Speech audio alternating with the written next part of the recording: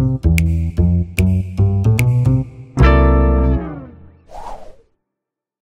pessoal, tudo bom?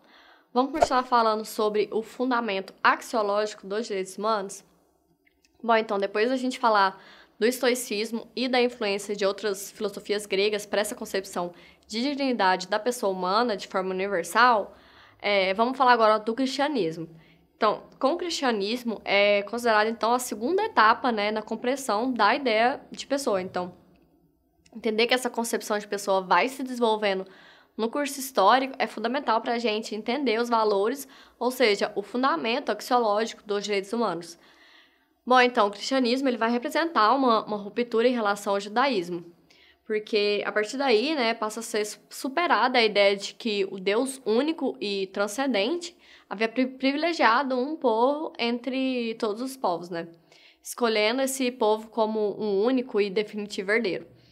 Então, algumas passagens do evangelho cristão, né, vai demonstrar o inconformismo de Jesus com essa concepção nacionalista, né, de religião.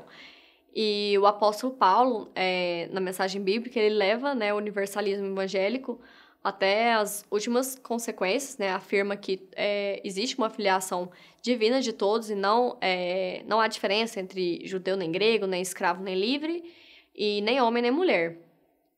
Bom, mas essa igualdade universal de filhos de Deus para o cristianismo, ela só valia efetivamente no plano sobrenatural, né?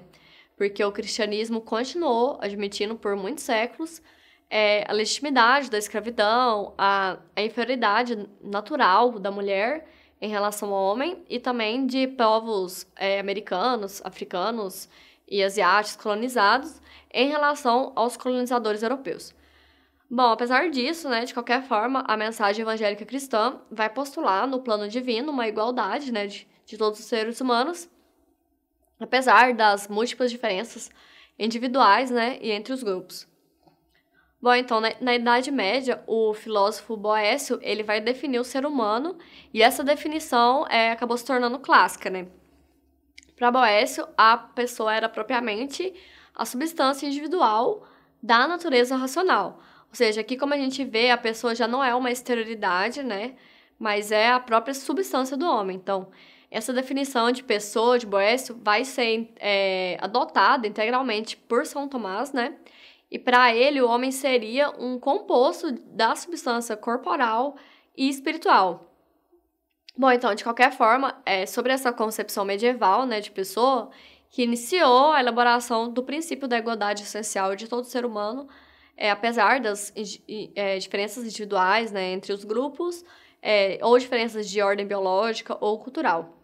Bom, então é importante a gente ter claro que essa igualdade, né, da essência da pessoa vai formar o núcleo do conceito universal de direitos humanos. Essa expressão, ela não tem um pleonasmo, porque os direitos humanos, eles são tidos como universais, no sentido de que se trata de direitos comuns, né, a toda espécie humana, a todo homem quanto homem, e vai residir, né, da própria natureza do homem, segundo o Fábio Comparato. Então, direitos humanos não seria, né, apenas meras criações políticas. Então, desse fundamento, igual para todos os homens, os teóricos medievais vão tirar a conclusão lógica de que todas as leis contrárias, né, ao direito natural não teriam vigência ou força jurídica. Bom, segundo Graciano, que é considerado o pai do direito canônico, as normas positivas, tanto eclesiásticas quanto as normas seculares, né, uma vez que elas estejam, por acaso, em contrariedade com o direito natural, essas leis deveriam ser totalmente excluídas. Bom, depois desse desenvolvimento do conceito medieval de pessoa humana, a gente vai ter a terceira fase da elaboração teórica do conceito de pessoa, como sujeito de direitos universais anteriores e superiores, que vai vir com a filosofia kantiana no movimento iluminista.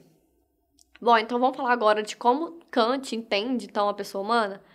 Bom, o primeiro postulado ético de Kant é de que o ser racional, né, vai possuir a faculdade de agir segundo a representação de leis ou princípios.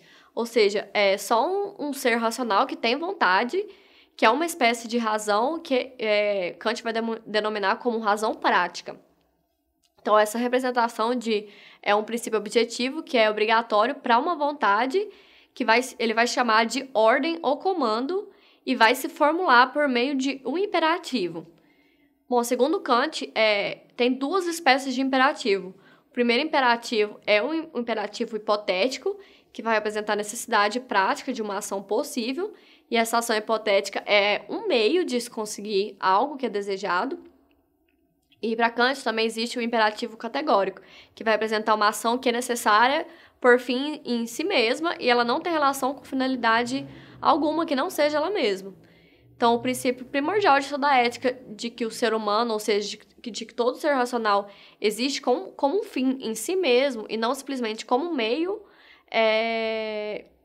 para que uma vontade, né, seja alcançada. Então, Kant vai usar essa racionalidade para diferenciar as pessoas das coisas. Então, as coisas teriam um valor relativo como meios, né, como meios para se atingir algo, ao contrário das pessoas que são fins em si mesmas. Então, as pessoas não poderiam servir simplesmente como meios, e isso vai limitar o livre-arbítrio do ser racional quando ele for agir. Então, a dignidade da pessoa humana vai residir do fato também que a pessoa tem condições, ela precisa, né, de condições de autonomia, ou seja, que ela seja capaz de guiar pelas leis que ela mesma vai editar. Então, Kant vai concluir que todo homem tem dignidade e não preço, e que a humanidade, como espécie, para Kant, é insubstituível, ou seja, não tem nada que seja equivalente e não pode ser trocado por coisa alguma, em razão dessa racionalidade.